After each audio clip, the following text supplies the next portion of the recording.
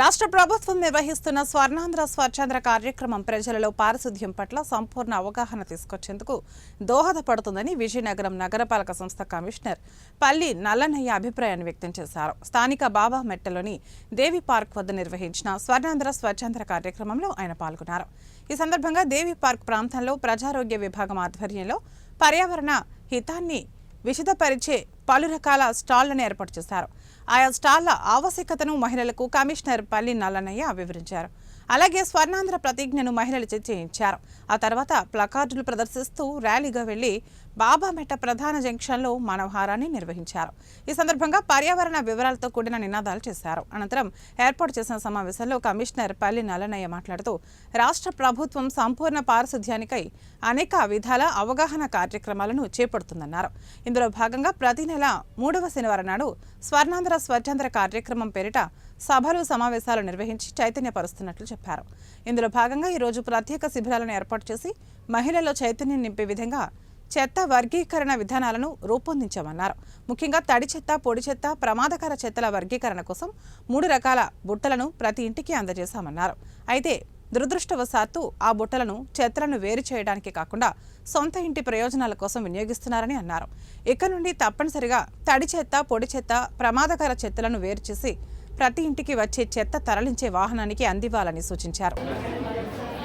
తడి చెత్త, పొడి చెత్త, ప్రమాదకరమైన చెత్త విభజనపై కార్యక్రమాన్ని రూపొందించడం జరిగింది. ఈరోజు అమలు చేయడం జరిగింది. ఈ కార్యక్రమం ప్రధాన ఉద్దేశం ఏంటంటే మన ఇళ్లలో ఉత్పత్తి అయిన ప్రతి చెత్త కూడా దాన్ని 3 రకాలుగా విడగొట్టాలి. ఒకటి తడి చెత్తగా, ఒకటి పొడి చెత్తగా, ఇంకోటి ప్రమాదకరమైన చెత్తగా. నగరపాలక సంస్థ ప్రతి ఇంటికి కూడా 3 రకాల బిన్స్ ఇవ్వడం జరిగింది. నీలం బిన్ను, ఎరుపు బిన్ను, ఆకుపచ్చ బిన్ను. ఆకుపచ్చ బిన్నులో తడి చెత్త వేయాలి, నీలం బిన్నులో పొడి చెత్త వేయాలి, ఎర్ర బిన్నులో ప్రమాదకరమైన చెత్త వేయాలి. మనం ఏం చేస్తున్నామంటే నగరపాలక సంస్థ ఇప్పటివరకు ప్రతి ఇంటికి కూడా క్లాప్ వెహికల్ కానివ్వండి, పుష్పాట్ కానివ్వండి, ప్రతి ఇంటికి కూడా ప్రతిరోజు వెళ్ళి చెత్తని సేకరించడం జరుగుతుంది. కానీ మిక్స్డ్ వేస్ట్ కలెక్ట్ చేస్తాం. ఒక బిన్తో ఇస్తున్నారు, అది కలెక్ట్ చేసి మేము బండిలో వేసేస్తాం. ఇక మీదట ఆల్రెడీ ఇప్పుడు ఎందుకు చేస్తున్నామంటే మనం కంపోస్ట్ యార్డ్కి తరలించడం లేదు, వెట్ వేస్ట్ ఏమీ మనం ప్రాసెస్ చేయట్లా. ఎందుకంటే జిందాల్ ఎనర్జీ ప్లాంట్కి మొత్తం మన దగ్గర ఉన్న 115 టన్నుల చెత్త, రోజువారీ చెత్తను కూడా తరలించడం జరుగుతుంది. కానీ రాబోయే రోజుల్లో ఈ సెగ్రిగేషన్ ఆఫ్ వేస్ట్ లేకుండా చేయడం కరెక్ట్ కాదని ఉద్దేశించి ఈ రోజు నుంచే మనం ప్రారంభించడం జరిగింది.